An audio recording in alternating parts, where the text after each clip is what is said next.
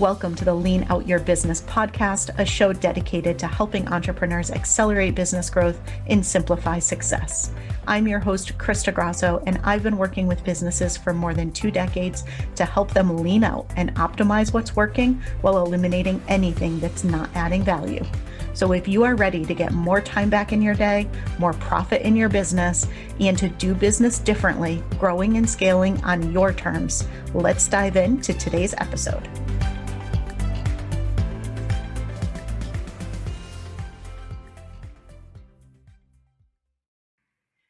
Hello, and welcome to another episode of the Lean Out Your Business podcast.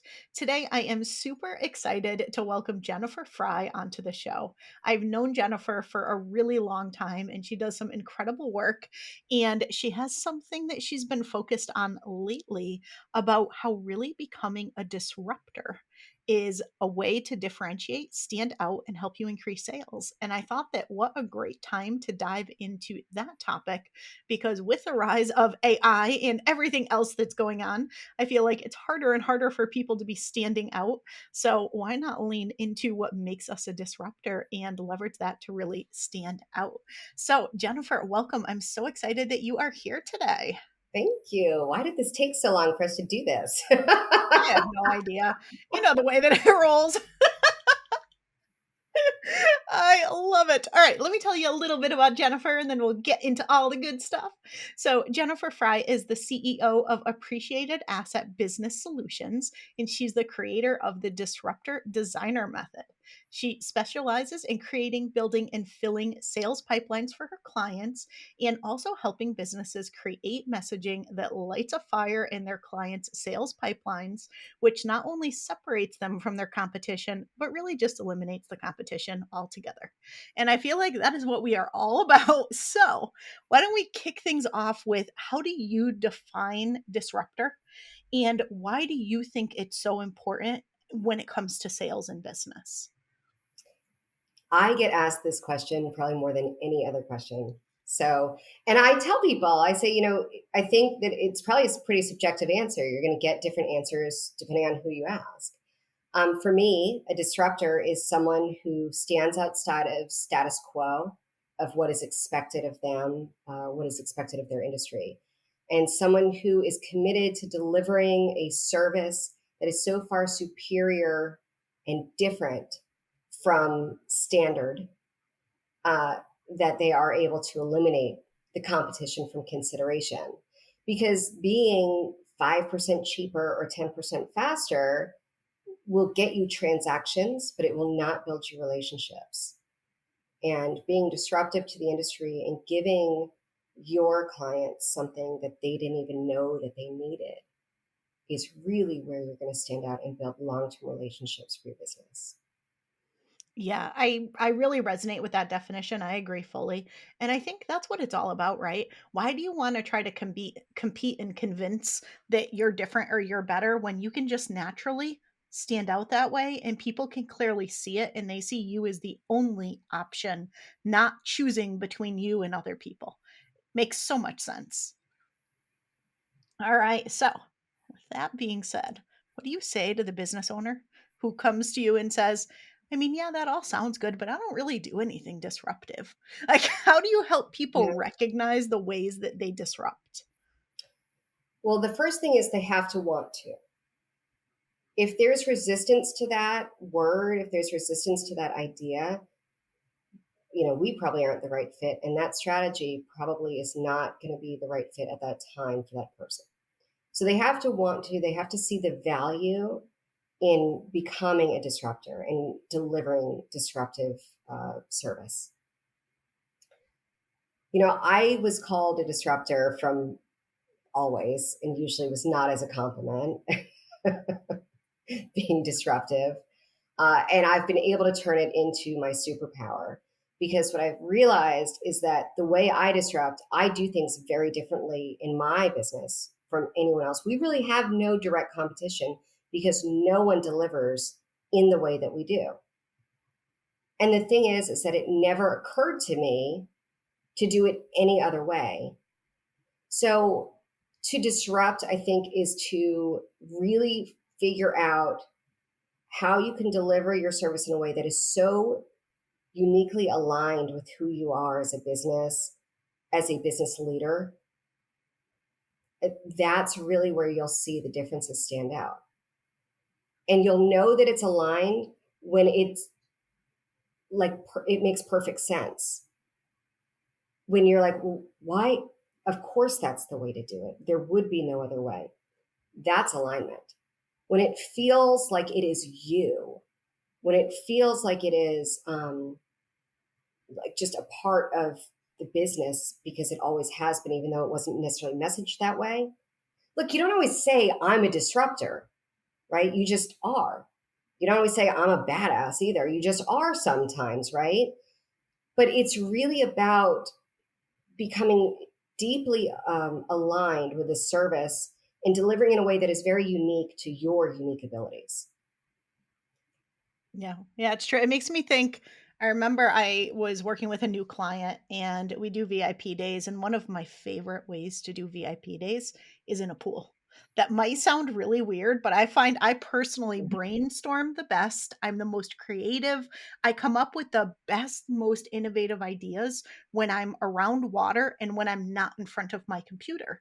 And so every now and then I will find just the right person who thinks and approaches things the same way that I do. And we were having a conversation and she was like, I see that you sometimes do VIP days and things with people in the pool. Can we do that? And I was like, yeah, we can. And so we flew to Vegas, we rented a house, and we did her VIP day in a pool. And we came up with the most brilliant model for her business, which we're now in the middle of co-implementing. But it was just like that to me is something that's so super aligned. And I've yet to meet somebody else who does their VIP strategy days in a pool, but we'll see. That's amazing. I want us to do our next mastermind like that. Done. Yes.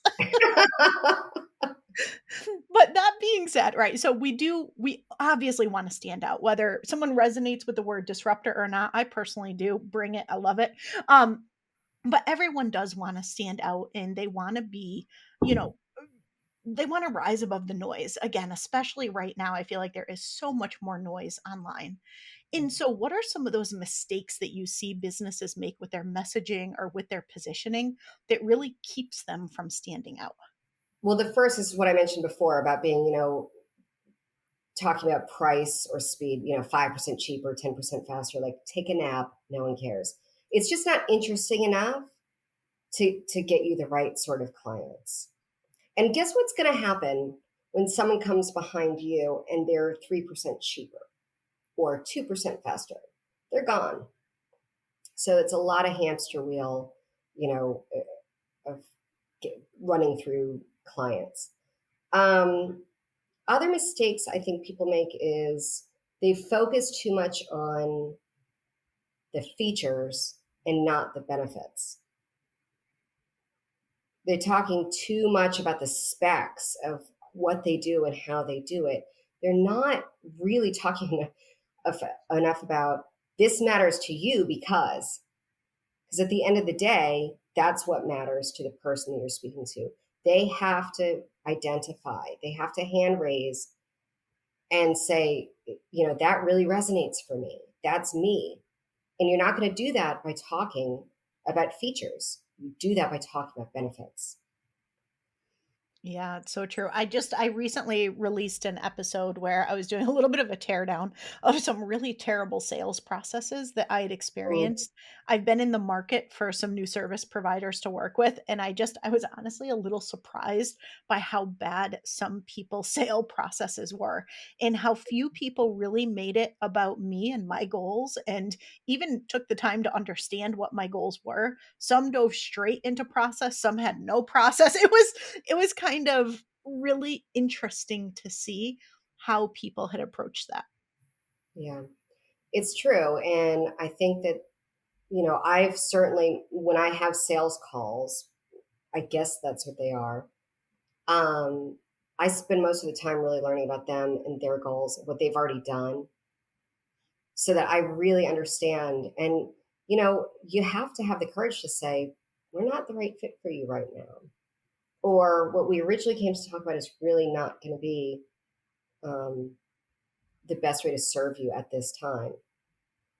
So at that point, again, it's about courage, right? Being able to do that. But it's when you are able to walk away from the wrong clients that you're able to open the door for the right ones to come through. And that, Absolutely. yeah. So let's talk about how disruption and sales fit together. And what do we want to be thinking about with our messaging or with our sales process when we're looking at it through this lens? Well, why don't I tell you about how I disrupt our sales process? Is different. I realized a couple years ago that I'm really not in sales anymore. I'm in education. Our business, like you mentioned, we set our clients up with new business plans with their prospect wish list. But I realized that we're not selling anyone anything. We're educating people. That's what the service we provide for our clients. But then I said, well, what if we took that for ourselves? Because I'm just not interested in selling anyone anything anymore. And the whole idea of sales in what we've all been trained to think sales is the objection, a rebuttal tout close, and um, making sure that you pitch someone and then you close them and all of this. Look at the pain points. What if it didn't have to be like that? What if you could simply have conversations where you're learning about your potential client and their needs, educating them about the way that you serve people and recommending the way you think that you might best serve them, and then just letting that be. I just am at the point with my clients or I guess my prospects where I'll say, if I'm not a hell yes for you, let's hold for now.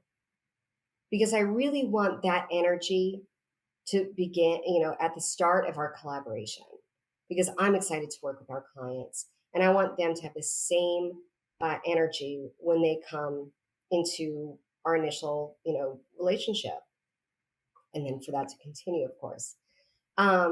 But how we can disrupt sales is just by taking what we've always thought, that guy in the parking lot, like, what I have to do to get you this car. Like, that's what we all think sales is, you guys. That's what everyone thinks of sales. Even me, and I've been doing this my whole career, and I'm not like that. So just realizing that all we are looking to do is educate people about who we are, how we serve, and then let them make some choices from there based on really good conversation and discovery leading up to. Yeah, I agree. I had a lot of those perceptions about sales as well when I went into business, and I was like, I will never ever ever do that. And I just had conversations with people and I would understand what they were looking for. I would give them some advice or some feedback or some recommendations, and sometimes it was to work with me, sometimes it wasn't, right? Depending on if they were a fit or not.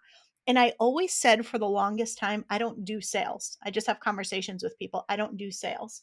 And then someone said to me, "You realize that is sales, right?" It is. It's, It took me a long time to realize, "Oh, yeah, that's just how I sell." Like, it's just conversational, and I wanna help somebody, and I will help them, and if I'm the right fit for them, great, I'll tell them about if it's a good fit, and if it's not, then I'll recommend something else, and that'll be it.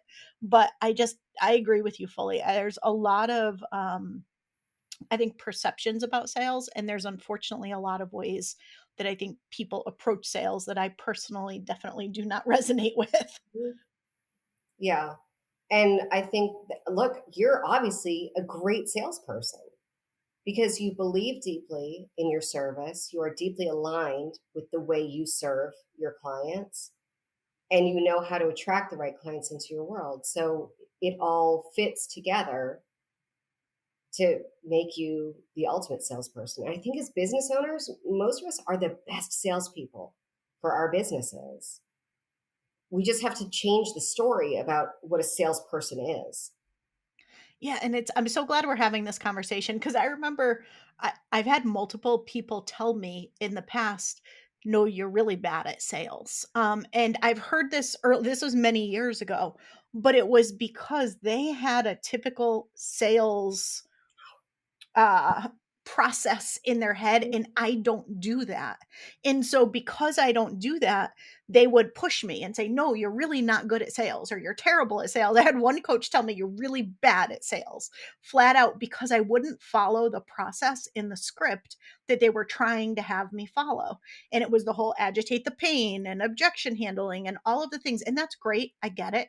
I get the reason why those things are important and why they happen, but I just approach it in a very, very different way. And then people would say, "Well, what's your close rate? It's probably terrible." And I was like, "No, 80% of people sign on to work with me." And it's because I think because I don't approach it that way, because that would feel so Mhm. foreign to me that I don't think I do it very well because it just doesn't fit who I am. Yeah.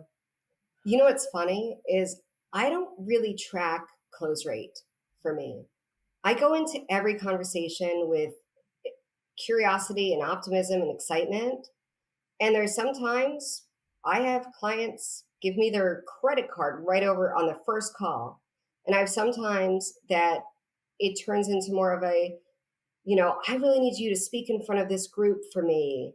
And sometimes it's, you know, I'm obsessed with the process of connection and creating connections and being curious to whom I can connect to them with as well.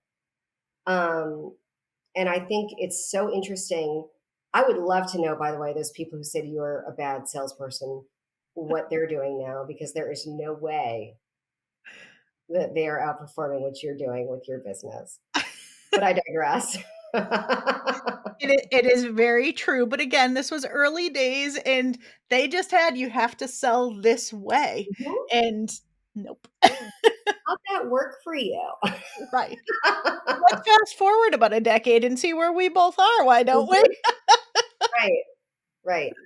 And you know what? You do that now for 10 years from now. So the people who tell you again, like, that's not the way you do it, you know, I love to hear it because I'm like, watch me, roll up my sleeves, watch me.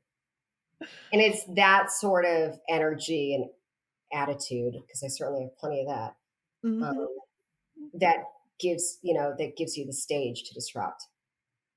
Well, one of the things that I love so much about what you said and with your whole approach to everything, and having known you for as long as I have, I can say you are such a powerful connector. I feel like one of your superpowers is being a connector and very intentionally and thoughtfully making those connections, and not just connections between people, but connections within a conversation with someone.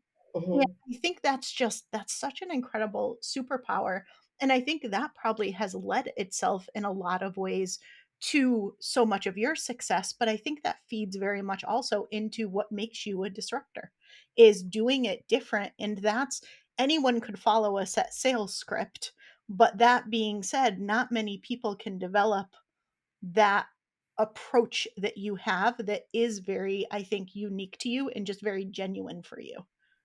Yeah, thank you for that. Yeah, I have identified after reading all about your zone of genius and trying to identify what does that mean. Like my zone of genius is cold calling, it's appointment setting. Not really.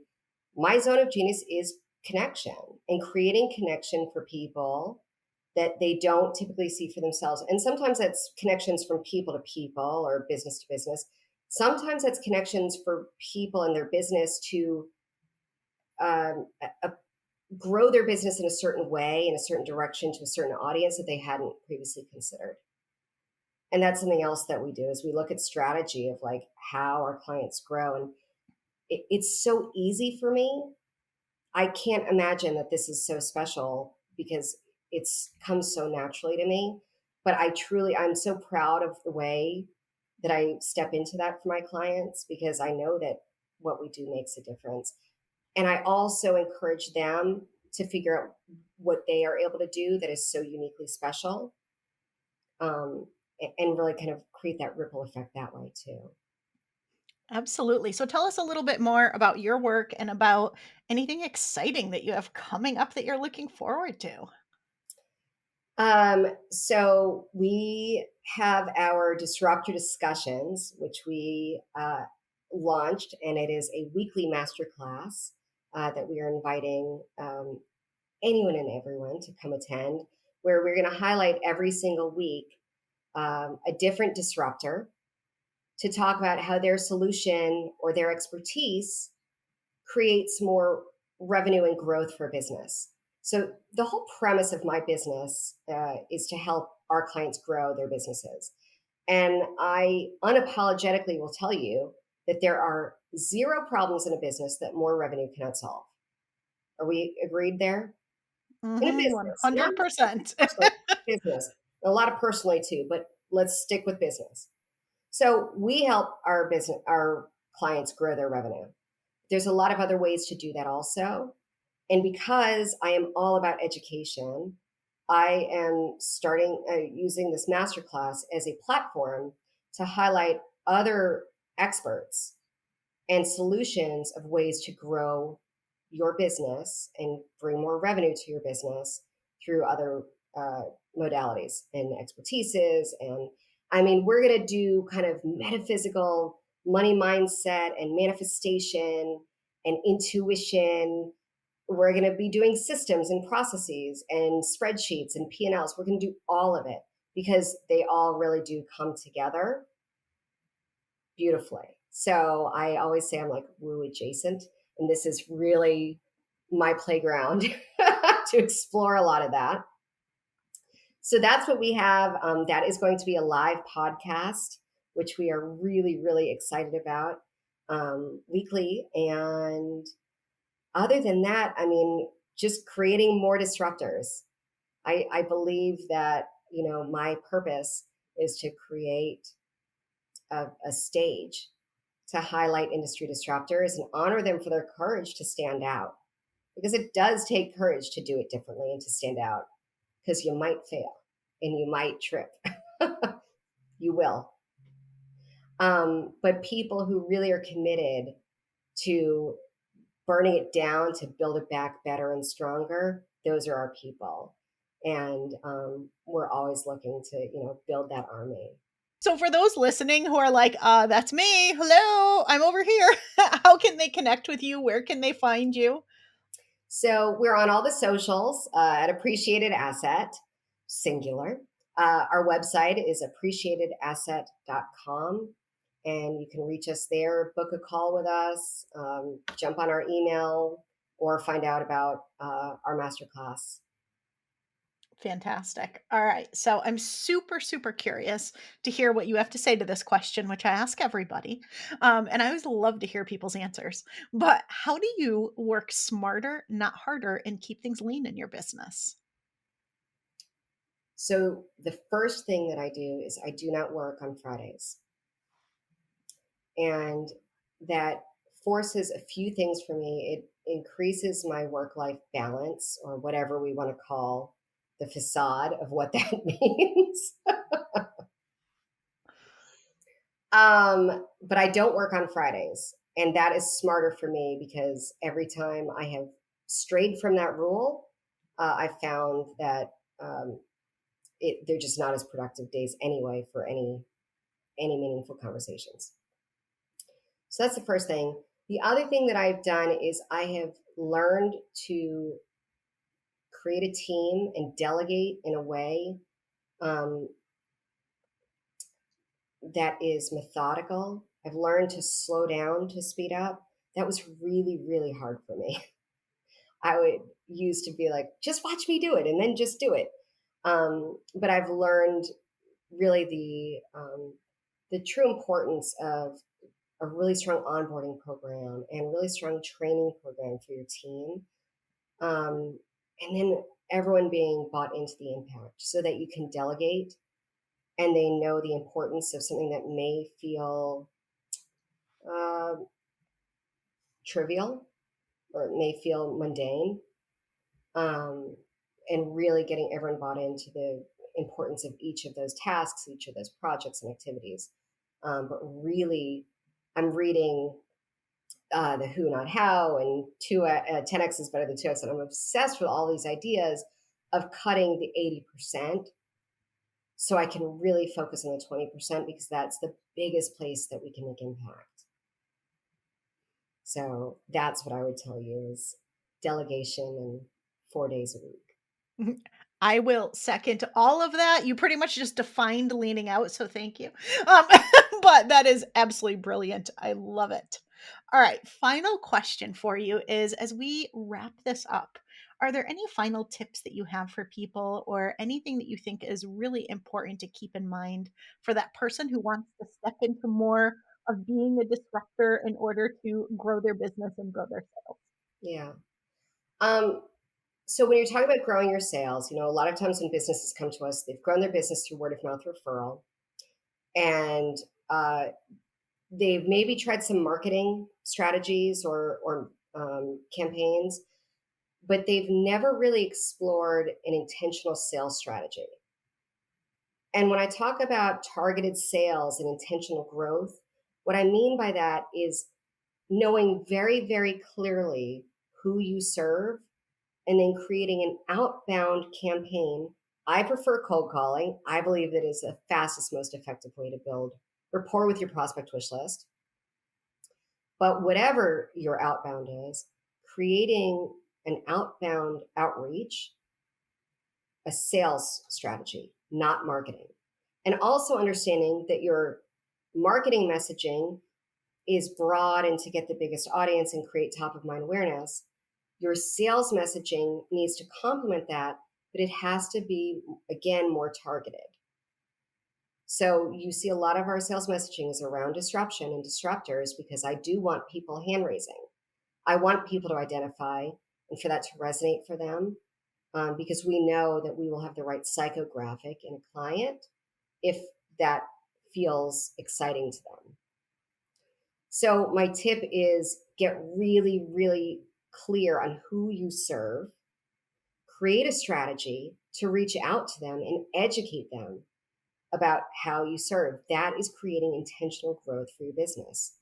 That way you move out of being a victim of your business, well, I just got these leads because they came to me. And man, look, I've grown a lot of my business through word of mouth referral. I'm not saying I don't want, I love it. Bring it on, please. Okay. It's a great way to build a business. But when you are really clear on who your ideal is, not anyone who or anyone that, red flags. When you're really clear about who you serve, create a campaign and a strategy to let people know who you are and how you can help them. If you know that you have something of value, it's actually your responsibility to do that. You can help people. Why wouldn't you reach out and tell them how? So that's my tip is really, and maybe that's disruptive for you in general because you have never done that before. Brilliant. Yeah. All right. Jennifer, thank you so much for being on the show. I so appreciate you sharing all of your wisdom and expertise with us. I hope all of you listening got as much value out of this as I did, and I will see you again next week.